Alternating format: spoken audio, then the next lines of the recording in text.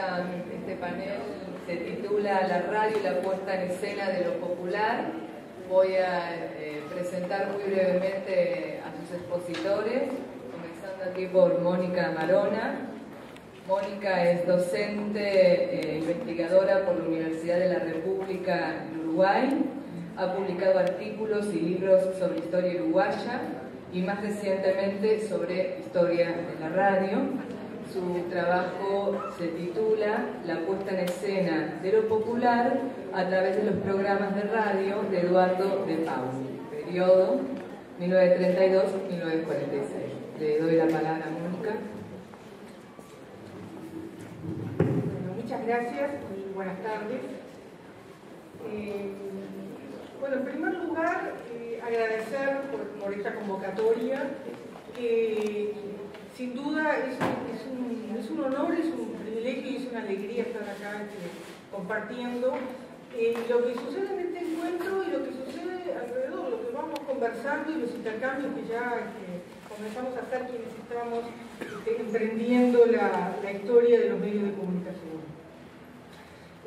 Mi llegada a la historia de la comunicación proviene del campo de historia. Yo tengo formación como historiadora y desde allí he transitado en varias temáticas del itinerario político, social y económico del siglo XX uruguayo, y desde allí es que me planteé los medios de comunicación como objeto de estudio y no solamente como fuente de información. En este momento estoy abocado a la construcción de una historia de la radio en Uruguay desde una perspectiva de historia cultural. Es decir, que esto define una mirada que va más allá de la reconstitución de sus principales hitos, que también hay que hacer, pero que tratamos de abordar otro tipo de preguntas. En particular, en esta etapa, estoy trabajando la fase inicial de la radio desde la etapa fundacional de los años 20 y los años 30. Creo que allí es donde se consolidan los datos del medio y además lo que nos permite ver cómo ese medio emergente va aportando, ¿verdad?, toda la carga de la historia, de la cultura y la sociedad que la precede, ¿verdad?, y de la que forman parte. Entonces, me parece un periodo bien interesante para ir viendo las transformaciones, los cambios. A mí me interesa muy especialmente la dinámica del cambio. Creo que los momentos de instalación son momentos claves para comprender esto. En esta exposición me voy a centrar en el periodo, pero desde la ventana de un autor y de un personaje también, que fue Eduardo de Paoli, que es el que elegí, porque a través de su programa de radio podemos hacernos varias preguntas acerca del medio, acerca de la cultura popular. Aquí la primera imagen tiene que ver con la primera radio, estamos hablando del año 22, o sea, en realidad las primeras transmisiones.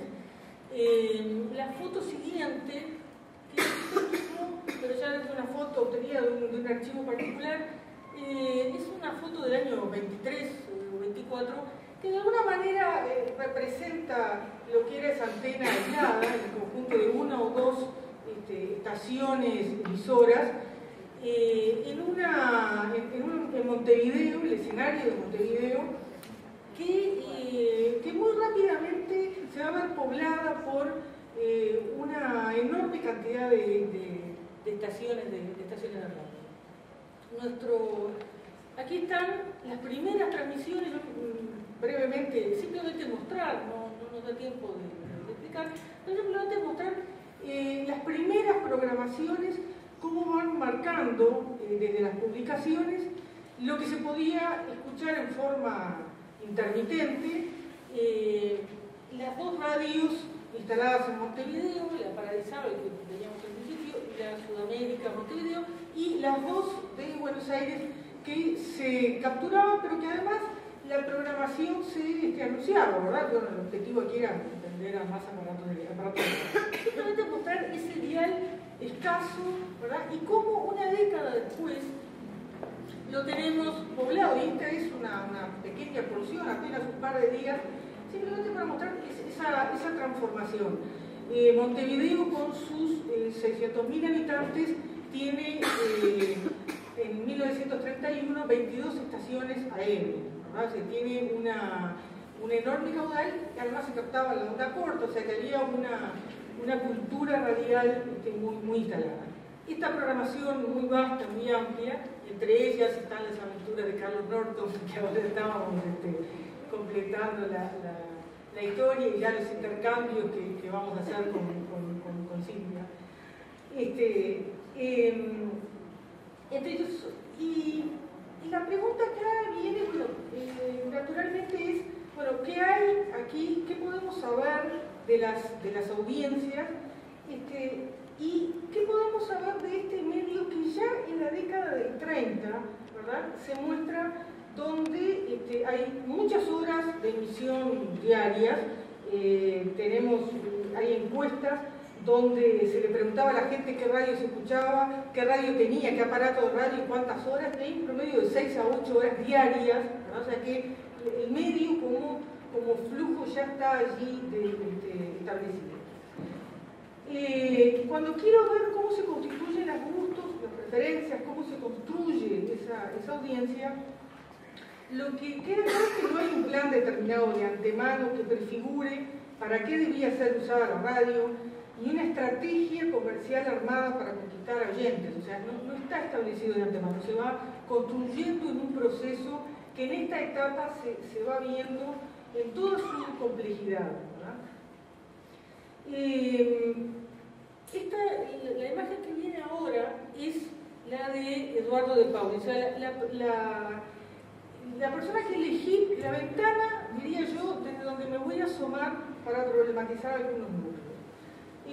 Lo primero es quién era, ¿verdad? Es Eduardo de Pauli, era un montevideano, había nacido en un barrio típico de cultura popular de Montevideo, era hijo de un inmigrante italiano, el padre era verdulero, él de niño vendía caramelos en el parque, luego fue vidriero, ¿verdad? Y después pasa al carnaval, y en la década del 30 se constituye en una figura central del dial, ¿verdad? Es decir, cómo sobresalir en ese dial.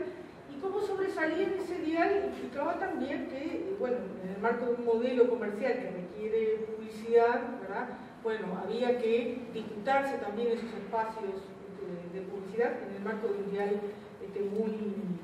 muy poblado. Este caso seleccionado, entonces, me permite analizar algunos aspectos, ¿verdad? ¿Por qué me interesó él?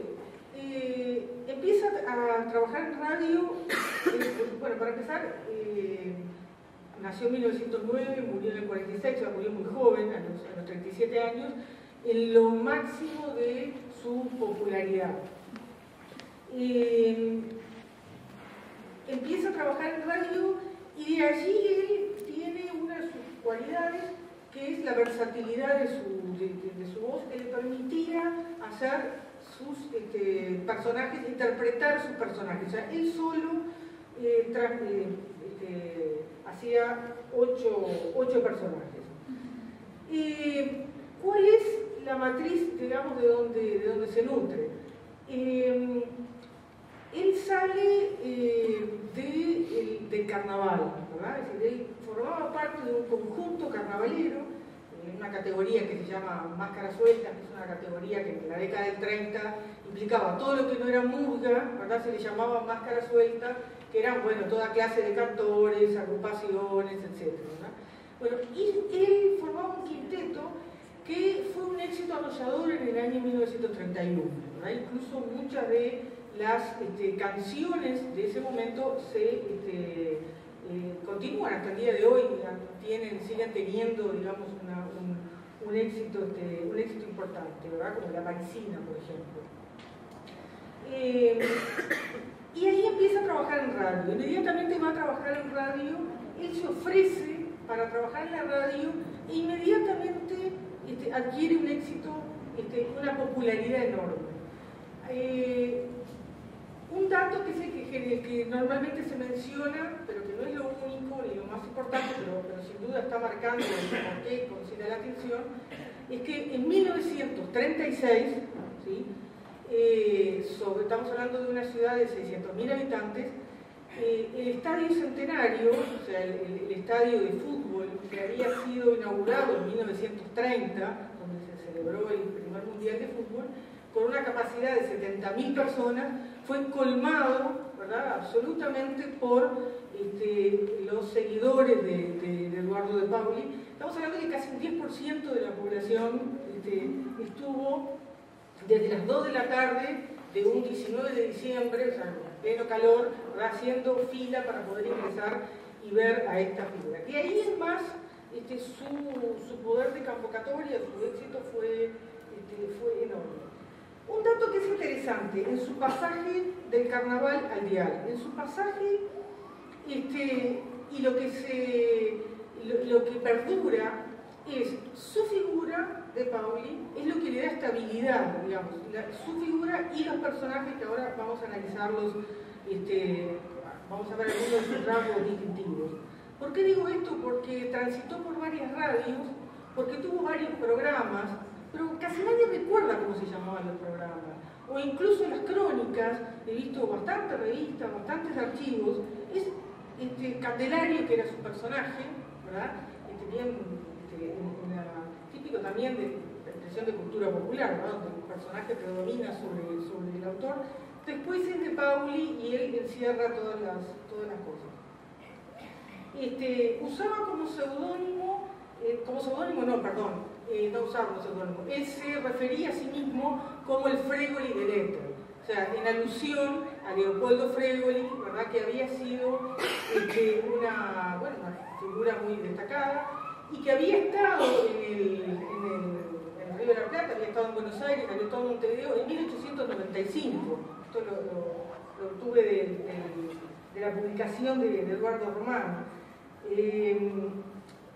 Donde él transcribe, ¿verdad?, de la revista La Razón, donde decía que Leopoldo Fregoli en 1895 tiene 4 voces distintas y 500 fisonomías diversas. Con eso solo llega a ser él media humanidad, ¿verdad?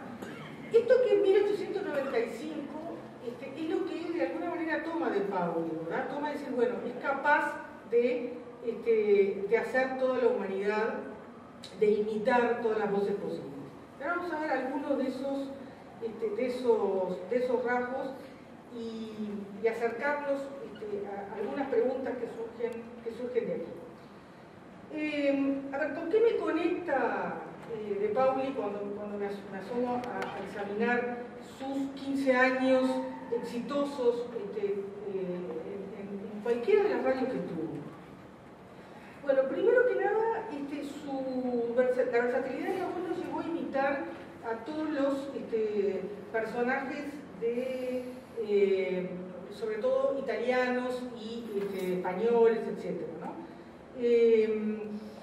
Entonces, la presencia del extranjero en la cultura es uno de los rasgos sobresalientes. Él imitaba los tonos italianos y creaba los personajes. El primer personaje que crea es Don Nicola, ¿verdad? Nicola Paparulo, ¿no? O sea, un italiano, y al que además festeja el cumpleaños, o sea, genera todo un impacto fuerte. Y después el personaje que más sobresalió, que es Candelario, ¿verdad?, que era la figura, el chico ingenuote, y ese fue el que después acaparó la atención, o sea, fue el más reconocido. Pero ¿qué es lo que me parece interesante, lo que emerge aquí? O sea, aquí emerge un relato de nación que sobresale de estos personajes de una manera muy poco elaborada, muy espontánea, muy directa. O sea, podemos ver qué representaciones están circulando allí en relación a los otros. No nos olvidemos que la sociedad montevideana, o sea, la sociedad uruguaya, en particular la montevideana, tenía un fuerte componente inmigratorio. Y lo que en ella es una ambivalencia, es decir, la existencia de dos fuerzas simultáneas. Una integración del extranjero a través de la parodia, la risa, el humor, y demás, utiliza esquemas muy estereotipados. Y por otro lado, a la vez que la integra, también hay cierta nota de rechazo. O sea, están las dos cosas simultáneamente en una tensión. De alguna manera, cuando lo integra, y esto es una tradición que además ya viene en la cultura popular del carnaval, lo está legitimando, ¿verdad? Le da de alguna manera carta de ciudadanía, pero también lo hace objeto de burla, ¿verdad? Ese estereotipo que allí circula es objeto de burla. A ver si vemos alguna... Bueno, estas son imágenes del Estadio Centenario, cuando estuvo en el año 36, que lo que hizo fue... que acá lo interesante que es, a veces el espectáculo que él daba era lo de menos, lo que más importaba en realidad era él, ¿verdad? Pero ahí, ese año 36, porque ahí es un espectáculo de música y un espectáculo deportivo, donde juegan el equipo de la radio contra un seleccionado, y el único gol lo hace, por supuesto, Candelario, ¿no? O sea, es Candelario, es el personaje del juego. La otra creo que hay una tribuna, digo que está totalmente llena de... Sí, así estaba todo el estadio en ese momento. Sí. Bueno, y aquí están los personajes que aparecían representados. Acá hay un punto que es bien importante. De Pauli conecta todos los medios. O sea, él sobresale en la radio, pero utiliza la fotografía muchísimo. O sea, hay muchísimas fotografías autografiadas por ahí. Y el circuito de revistas que se dedicaban a la radio, ¿verdad? Que, por ejemplo, Cine Radio Soledad. Esto después lo vamos a ver, que tiene que ver con algunos libros. Pero esta es la forma típica con la que se conocían estos personajes, ¿verdad? Don Nicola, que fue el primero que creció, digamos que le dio forma, y Candelario. Y así se conocieron durante los 15 años y así fue perdurando, ¿verdad? Por encima de otros componentes.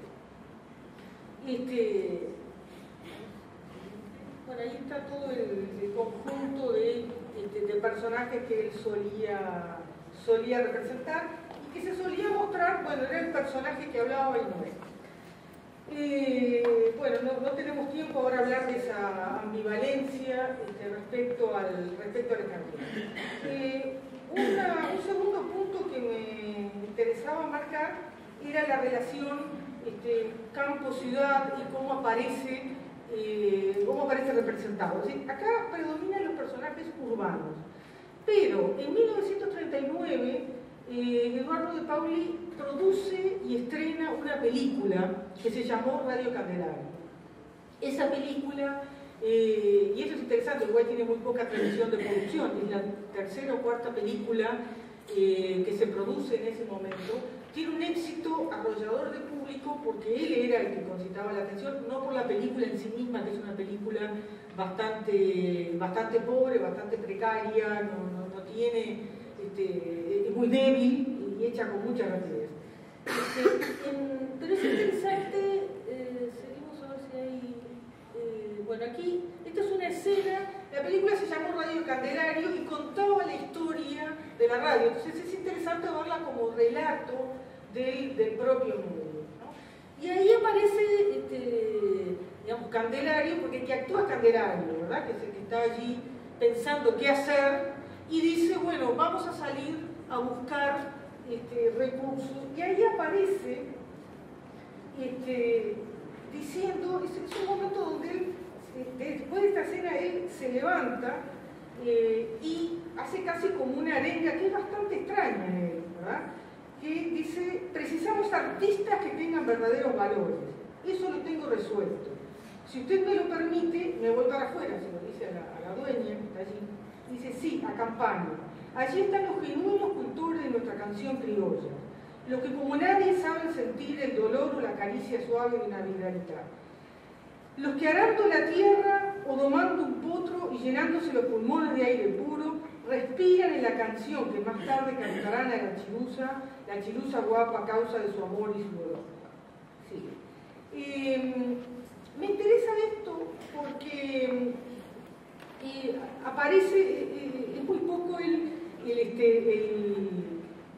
las representaciones que pueden surgir de este entronque con tradiciones gauchescas y post-gauchescas, ¿verdad?, de las que esto está poblado.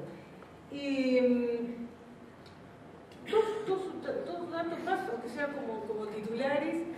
Dentro de los personajes, esto es lo que lo hace interesante, estos otros dos son también personajes de paulianos, pero son dos personajes que estaban libretados.